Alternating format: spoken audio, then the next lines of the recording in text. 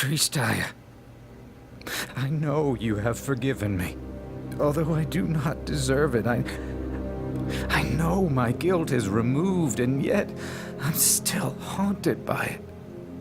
My heart is battling my mind. My feelings of guilt are at war with the truth of my forgiveness. And with each time I fail, I feel trust in my redemption slipping further away. Please, help me. Give me the strength to... Yes, enter. Hi. Merrick. Please, come in. Got my coffee. All right. It's good. I got This my is the right time for an interview. I got my coffee ready to go. I got my dregs of Pepsi. Mostly watered down by ice now. But. All right. Well, I'm sitting here talking to Sean Anthony Roberts. We've just finished. I don't know what did it amount to? About a full day, or not a day and a half? Because you came in. Yeah, not a day and a half. Yeah, more like a full day. Like a full day. Because we started somewhat late yesterday, right? Yeah, we started maybe about. Of course, we did work into the night. Yeah. Yeah, So this maybe, guy, man. Yeah. This guy. Slave driver. Yeah, well, we spent. It always takes longer to do the songs, and we did the song. Oh, right, yeah, we did the song first. And which I was amazing at, I have to say. Like, I was amazing. You were amazing. Yeah. You have to say that right now, right? Yeah. It was amazing. I know this is on tape, so you have It's amazing that you could stay on pitch based on what I know of you. No. Based on the autotune you used in the last one. Yeah. I'm trying to think how much. I'm trying to think of how much autotune. I use a little bit of autotune on everybody. I'm not immune to autotune myself either. Oh wow, yeah. Because sometimes it's and some performances more than other I'll use autotune on, but even with myself, sometimes it's just easier. I'm like, well, I would love for that to be dead on, and it's not dead on. It'd be easier to just, tweak it here than to go record it and make sure, I'm in good voice and all that stuff. And, it's just a little bit easier to tweak it that way. But anyway, so do you remember at all what it was like recording for the song in Dark Ritual? You just had weird. I do. I remember that it was so drone-ish. And this was too in a way, but that one was super drone. Like Yeah. It was So it was. And you're just doing that same thing over and over and over again. Here you had a little bit more of a melody. A little bit melody. It still was kind of drone-ish, but it was cool. I mean, I like it because it's. But yeah, I had a little more to play with. Yeah. That's for sure. Let my contrite heart rejoice, and in gladness hear your voice. From my sins, oh, hide your face, blot them out in boundless grace.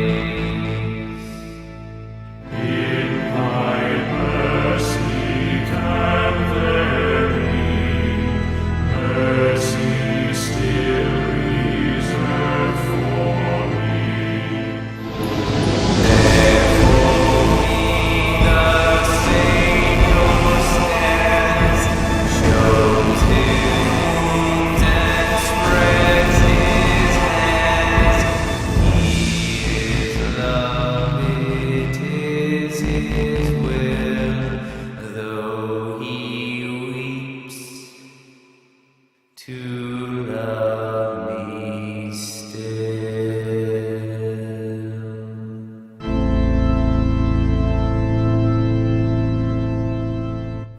So you obviously you're doing the voice of Saolos. How is Saolos different? Now this is like the non-spoiler interview.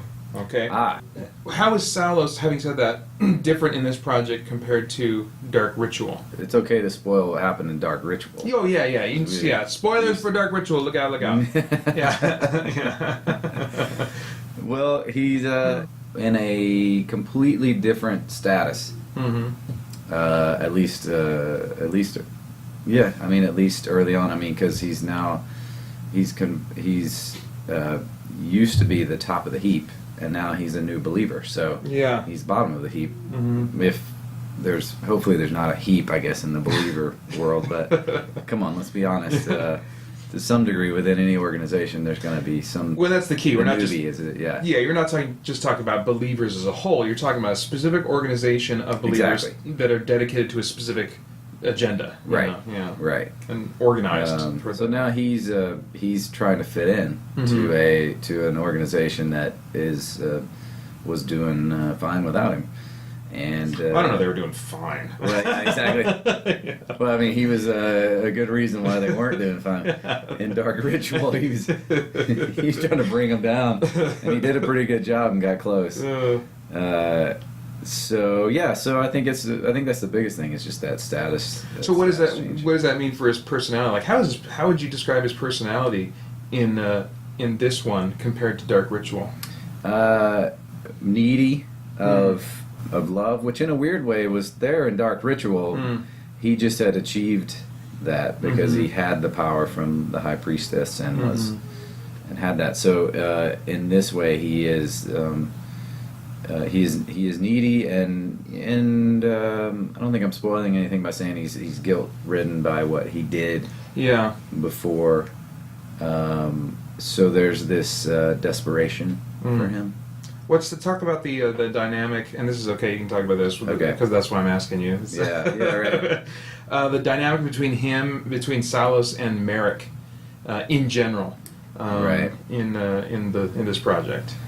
Well, I mean, talk about it. Now that's the big contrast, because talk about a change from the first one where he's got complete and total power over Merrick to the point that he's torturing him and making him be his mouse. Yeah. To being a guy who's trying to please Merrick and wants to be forgiven by Merrick. Mm-hmm. So that is just a complete flip of going from, and also just going from being a prideful person to a humble servant. Yeah. So yeah, I think that, and so that dynamic is obviously most because the relationship that Saolos has is with Merrick for the most part. I mean, there's other people around, but Yeah. that's who he wants to Yeah. be in with, so to speak. And there's a hero worship there. There's a bit of a hero worship there. So Saolos is a new believer. He still has things to learn, and Merrick's not to be worshipped. He's to be followed, but not to be worshipped. And I believe he might get on the edge of worshiping Merrick almost. There's an element of that in there. Yeah. Certainly some unhealthy patterns there. So Right. Yeah. in one sense, this is not a cured Saolos. Right, exactly. He's now on the right track. Right. He's on the right track, but okay, now coming off of this project a little bit, since Dark Ritual, you've been active in film and in TV. For those who don't know, you live in the LA area and are active as an actor there. Yeah. And I know a couple of the things that you've been involved in that are especially cool for me as a nerd and for those listening to this. Now, I know you auditioned for Hector Hammond for the Green Lantern movie. that's right. Which we couldn't talk about at the time. Right. Because there's top secret red tape and all that crap. Right, exactly. But and I helped you do a little bit of research for that audition, which obviously I did a terrible job. No, you didn't. Because you did a great job. Well, they cast Peter Sarsgaard in the role, right? Isn't that who? Yeah. Well, you were talking, I think, at the time about how your understanding of that kind of audition anyway was that they probably weren't going to cast an unknown in that role, but Right. they were using that material to audition people for whatever, or just kind of keep them in mind. Or what was your expectation? No, I mean, of they that? were actually auditioning me for the role because when Okay. I auditioned for it, they were considering casting an unknown.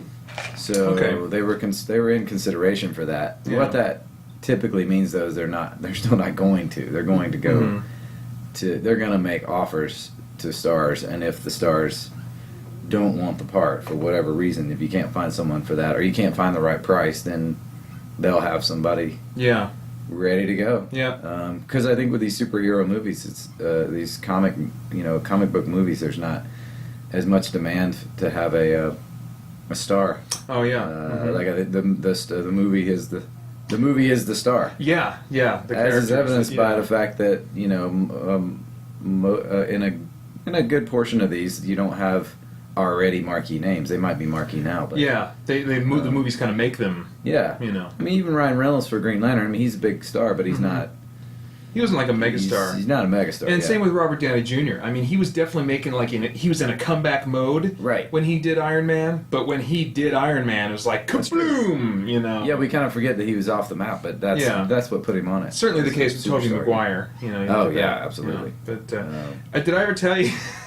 Did I ever tell you that when I heard you were auditioning for Hector Hammond, that I was like, yeah, I think he's kind of got a head for Hector Hammond, because not in the like extreme like giant head way, but the shape of your head is just slightly larger on top than it is on the bottom. You know, Right, it's got true. you know, and so I was like, yes, he looks like a pre-mutation Hector Hammond. Well, I probably never My told you that, triangle-shaped head. Yeah. My head is an upside-down triangle. I have a very pointy chin. Something I'm paranoid about, but Are you really? not really. No. Oh, yeah. But my mom, when I was born, she was like, "Woo, that kid has a pointy chin." I think it rounded out after a while, but it's pretty funny. You were also involved in J.J. Abrams' Star Trek. I was, reboot. yeah. That was fun. But your scenes were cut. They were sliced because out. I freaking scanned that sucker. I mean, Oh, it was yeah, just it like, was not is in there there any anywhere. hope? Is there any Yeah. hope? But what was your? I can't remember. Did you have lines? Were you given some? I was, dialogue? yeah. I thought worked that, a couple of days. I only worked 2 days on the film, and I had lines, and so I got to work with J.J. Abrams, who's impressive as a person. Just because he would use my name, not just to me, but to when he's talking to his AD or his cinematographer. Oh, that's cool. Be like, all right, we're gonna have Yeah. Sean walk up here and do this. Yeah. It was really a unique experience in that That's way. cool. It was really cool. Do you find that's so you say unique? That's that not is the odd. more that's odd for That is directors. odd. Yeah. For the most part, and I've mostly done TV, but for the most part, you're a nameless, you're a nameless entity on set. Yeah. You're a hey you, Yeah. or this guy over here. I mean, even with with decent sized roles, you because you're guest starring or co-starring on something. What's the gist of like what color uniform were you wearing? Were you a red shirt or were you? I was gray. Gray. Okay. So I was I was in the. Yeah, I was gray. So it was just a pilot or I wasn't a cadet, I guess. Okay. So I was an already established. Okay. Do you remember guess. what the gist of like what your scene was or what was going on in it or? Yeah, I was just piloting a ship, and I was very inconsequential to the scene, but I just sort of set off the scene by asking a question, and Okay. and it was something that they just went a different direction with the scene. It had nothing to do with me or my performance. I think they just get so much coverage on so much footage on these things, and then I think in the editing room they decide sometimes parts of the story that they want to whether or not they want to take time telling this part of the story or So not. you're like at the console going bleep bloop bloop bloop. Is that a round asteroid up ahead? And then in the editing room they're like, wait a minute. We don't need anybody to ask about a round asteroid. We do not. They're like, that guy, he did an amazing job. Man, We he's have talked no about that reason round for it." asteroid with conviction. I mean, I feel like there's a story there. There's a person there that we want to know more about, but I just don't think it's going to feed into the story like we originally thought it would. America. I'm... What? Saolos? Is this where we have the heart-to-heart? What is it you think you can say? I know I know. I know you're sorry. You've been saying it since you got here. I know you've changed. I know you're still changing. And I know, at least with my head, that I can't judge you because I need forgiveness like everyone else. But none of that...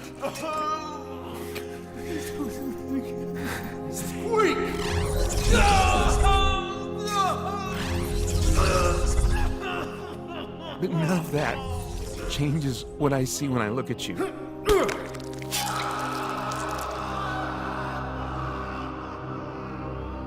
Nor what I see when I look at myself. Although I know saying that will never be enough for you. How could it? How could looking at me ever bring anything good to your mind?